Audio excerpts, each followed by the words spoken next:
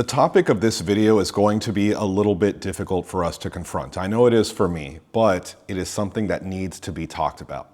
As the full extent of Jeffrey Epstein's activities comes into view, as all of us review these emails and see all of the crazy, malevolent things that he was involved in, something that is very disturbing to me, and I know it will be disturbing to a lot of you guys, especially if you are in my age group, the millennial age group, and even more so if you're a woman. A very disturbing realization that we have to confront is that the concept of womanhood and girlhood in the United States and in the West more generally was shaped by just like Jeffrey Epstein, and to a very large extent, Jeffrey Epstein himself. As we take kind of a bird's eye view of everything that he was involved with, one of the things he had direct control over was Leslie Wexner's fortune and his business empire. And that meant he also had direct control over brands that any woman my age or younger in the United States and the West will be very familiar with and probably really coveted when they were young. Brands like The Limited 2, Bath & Body Works, Victoria's Secret most notably, and La Senza in Canada, which is very similar to Victoria's Secret but for Canada. So I wanted to make this video to talk about that because the realization that so many powerful elites and so many business leaders and so many politicians and elected officials were so heavily involved with Jeffrey Epstein and people like him is a massive civilization-wide trauma. And this trauma is going to take a while to process. It is not going to be overnight. I've heard a lot of people express anger or dismay at the fact that nobody is doing anything.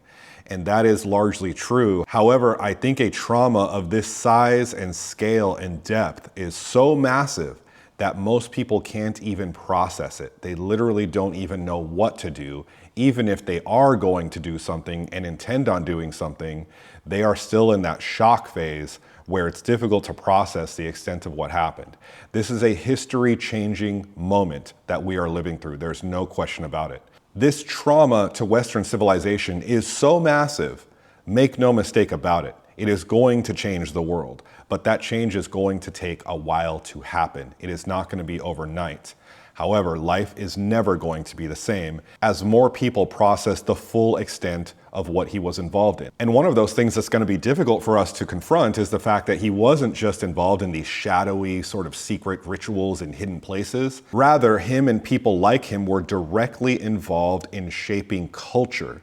They were literally deciding what we liked, what styles we wore, what kind of trends were in fashion and what was out of fashion. And as that culture was being defined for everybody in the West, the focus of this culture shaping and values shift was placed on women, especially young women. And that is something that we need to confront because I realize that this is going to be difficult for a lot of women to accept. That to a very large extent, their own childhood and the things that they wore and the things that they enjoyed were shaped by someone like Jeffrey Epstein. In a sense, it was every woman in America and in the West, millennial age and younger, who was violated by Jeffrey Epstein, directly or indirectly. And I want to tell you guys the story of how this happened because we need to be aware of what's going on and who's behind it and the kind of people who are behind it to make sure this never ever happens again. So we know that Jeffrey Epstein was a himself, but more importantly, this wasn't some perverse hobby he had because he wasn't operating as an individual. His main role was to act as a broker of this kind of perverse sex, dealing it to people in positions of wealth and power and influence so that they could be blackmailed and brought under direct control of Israeli intelligence. So he wasn't just some sick, twisted, degenerate guy. He was an agent operating on behalf of an international intelligence criminal network. And they were peddling these sex services with the promise they could engage in these degenerate activities and never get caught. They could really do it to their heart's content. However, in exchange, they had to be loyal to and take orders from this international Zionist mafia that generally is operating in the best interests of Israel. So despite how sexually degenerate it may have appeared, it was actually an intelligence operation in the big picture. And it's very important that everybody understand that. But when you think about espionage operations, you probably think about spies stealing weapons or maybe designs for new technology or getting key figures to somehow defect from their home nation and go and work in the service of the new nation that was able to recruit them. Things like that are normally what we think of when we think of espionage and spying. However, what we see here is really extraordinary because in this espionage operation, to a very large extent, what we're seeing is a transformation of culture. These people, and Epstein was one of these people, but by no means was he the mastermind. At best, he was middle management in a global network of very powerful, very sinister people that goes back at least centuries. These people were transforming culture, not just in the United States, but all of the West. However, they were using the United States as a springboard because the United States, to a large extent, does determine what culture is for the rest of Western society and to a very large extent, the whole world. We have our music, we have our movies, we have our TV, we have our fashions. And if you look carefully, you will see that there were Jeffrey Epstein and intelligence associates, which are known as psionim. They are helpers of his intelligence, and I covered that in another great video.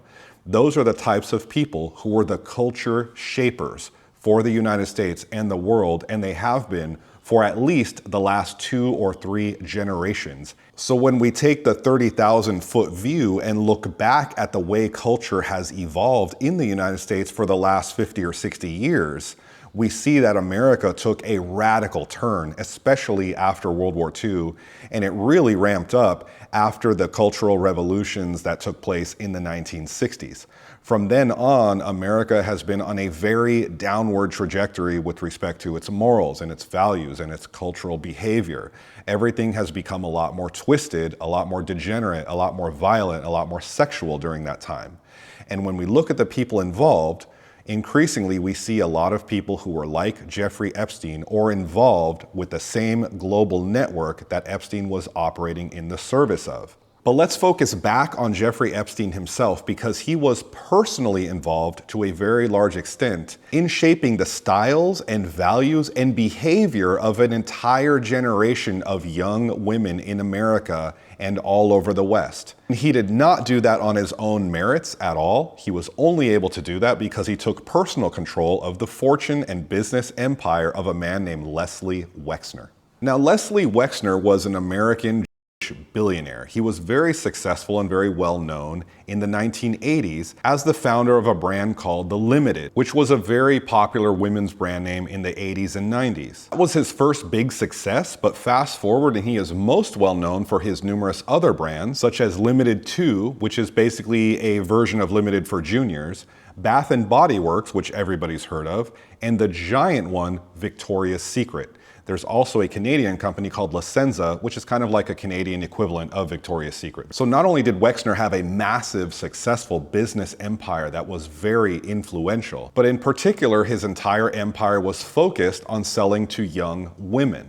And that is going to become very important when Jeffrey Epstein enters the picture. So by the mid-1980s, Leslie Wexner was already a very wealthy, very influential businessman in America, and particularly well known in the young women's fashion space.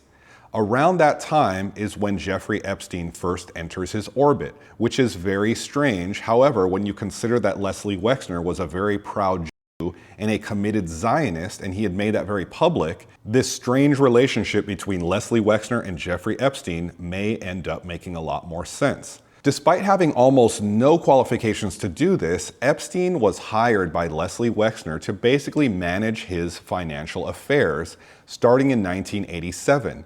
And by 1989, only 2 years later, Jeffrey Epstein had maneuvered himself into gaining a power of attorney from Leslie Wexner to handle his entire estate. That basically put Jeffrey Epstein personally in charge of a $1.4 billion fortune, essentially making him, in effect, a billionaire himself. Only 2 years later, Leslie Wexner started the Mega Group. In 1991, he got together with a bunch of other Zionist billionaires and basically created a political action committee that was completely determined to advance the agenda of Israel in the United States by leveraging their wealth and political connections. Interestingly enough, years later, this mega group would end up hiring former Mossad agents from Israel and bringing them to the United States to work in tandem with the CIA and other similar agencies on culture-shaping operations in the United States. That is going to become a lot more important in a little bit, so remember that. Now, the fact that Leslie Wexner's organization was directly involved in culture shaping is very important, because if you pull back a little bit, you'll notice that to a very, very large extent, there have been Jews, primarily Zionist Jews, involved in all of the purveyors of culture in the United States for decades. And in particular, when you look at the industries that they're most heavily involved in, you don't just see cultural influence, you see a pattern of demoralization, pushing down the moral standard in every industry in which they have gained a dominant foothold. Look at Hollywood, look at the TV industry, look at the music industry, look at women's fashions, look at advertising, look at the adult entertainment industry. All of these industries are dominated by Jews, and predominantly those Jews are Zionist Jews. So we have a direct link between Zionist Jews and wealth and power and cultural influence in America, and across the board you see demoralization. And examining Les Wexner in particular, it teaches us that these powerful Zionists had direct connections to Israeli intelligence. So now we have Israeli intelligence directly working side by side with very powerful shapers of culture in the United States. And those areas that they infiltrated very consistently demonstrate a pattern of demoralization. And a lot of that is sexual demoralization across the board in American society. And if you think that I'm leaping to very conspiratorial conclusions here, saying that run these industries, I want you to know that this is very well documented. I'm not just making this up. These are claims backed by a tremendous amount of research that I've done. In fact, to learn more about how not only dominated the Hollywood and TV industry in America, but actually created it. There's some excellent books out there. One of them is called Behind Communism by an author named Frank L. Britton. He has an entire section documenting the extent to which Hollywood was not just controlled, but created in the early 1930s by basically exclusively Jews. And another book that tells the full story of how Hollywood was created by in the 1930s and 40s and onward is called An Empire of Their Own by the author Neil Gabler. Basically, all of the big, powerful, influential names in the movie and TV industry in its early days were all Jewish, and for the most part, they were migrants from Eastern Europe. This is not a secret, it is very well known, and it is not an anti-Semitic thing to say, it is absolute fact. It's also not a conspiracy theory to say that they maintained control of Hollywood, which was the industry they created for all these years, and they maintain it still today. In fact, there's a somewhat infamous article talking about this. It was written by author Joel Stein back in 2008, and it's called Who Runs Hollywood? Come On. In the article, he boasted throughout it that completely control Hollywood. As a matter of fact, he describes in it how he was trying to find a single Hollywood executive that wasn't Jewish, and he did find one, and then he found out that he actually was Jewish. Now, Stein was known kind of as a comedy writer, and he took a very boastful tone that could have been taken as sarcasm, but not everyone did, because the article did end up angering quite a bit of people, and he lost his job over it. More than likely, it was those powerful lobbied to get him removed from his position because they didn't want to be exposed. Most notably, it was the last line of his article that got him into the most trouble, and I'm going to read it to you. He says, "But I don't care if Americans think we're running the news media, Hollywood, Wall Street, or the government. I just care that we get to keep running them." So when you look back at the way culture has shifted over the last several decades, whether that be in movies or in TV or in music or in women's fashion, there's one common trend among all of them that is undeniable, especially in light of all this new information. And that is the sexualization of teen girls in America and in the West more broadly. This is something very uncomfortable to confront now, but it's undeniable, especially when looking in the rear view. I was born in the 1980s, and if you are my age or younger and you think about the way teen girls have been portrayed in the media for the last 4 decades or so, it is undeniable that they've been overly sexualized. There's been a lot more showing of skin, a lot more salacious clothing, a lot more salaciousness in advertising, And especially when social media enters the fray, you have a lot more sexualization of teen girls and a lot more emotional and mental victimization of teen girls across the board. This has had an undeniably negative effect on girlhood and womanhood in America. Despite all the liberal and progressive narratives for decades about how this is liberation, in reality, it has been very traumatizing to girls year after year, decade after decade. It has contributed to making them more sexualized at a younger age, more unhappy, more damage in relationships, more damage to their self-image, and a desperate attempt to fix all of this through beauty products, through plastic surgeries, through all these kinds of things that have happened over the last few decades, especially after social media became an institution of itself. We can see this happening very clearly. And we have all been led to believe that this is a natural cultural shift that just happens due to progress. In reality, it was not.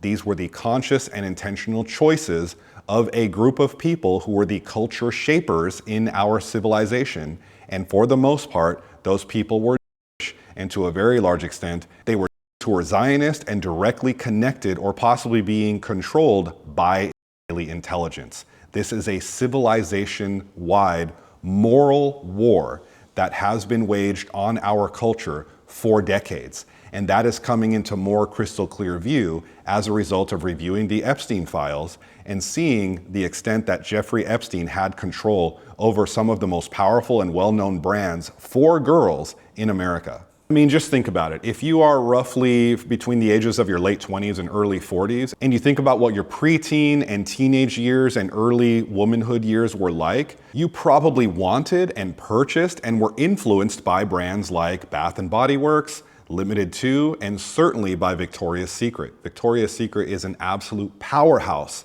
when it comes to the lingerie industry, especially for young girls, especially in the teenage age range. We all know this. Now, as shocking as it might be, during those years that these brands were pushing the most sexualization among these young girls, and you might have been one of those young girls, those were the same years that Epstein was in a direct controlling position of those brands and the image that they were pushing as a result of having taken control of Leslie Wexner's business empire. That is why I made the crazy claim at the beginning of this video that he has violated an entire generation, because his fingerprints are all over the idea of sexuality and the idea even of girlhood for an entire generation in the United States and in the West.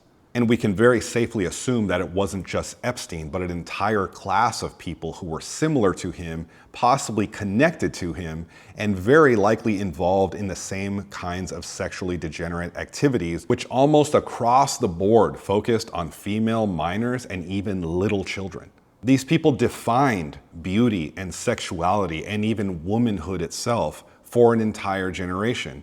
And it's that same generation that went on to create the explosion of sexual content on the internet, the explosion of plastic surgery and various other types of beauty treatments, and most recently, the explosion of user-generated via OnlyFans, which not incidentally is owned by another Zionist who happens to be the largest single donor to IPAC and other causes in the entire world. So all the women who are content creators on OnlyFans and sexualizing themselves and their bodies, and all the vast number of men all around the world who are paying for that content are directly funding causes, and among them is an active genocide. And the same generation of both men and women who are participating in that were directly influenced by the styles and the culture that had Jeffrey Epstein's fingerprint all over it, not to mention probably many other Zionist and Israeli intelligence assets who were in similar positions doing the exact same thing. When you take all of that into account, what we have is a generation-wide, civilization-wide assault on morality affecting an entire society. And a direct result of that is a tsunami of money coming in from all over the world to directly benefit Israel and the Judeo-Masonic mafia that runs it. That should not be considered any kind of coincidence.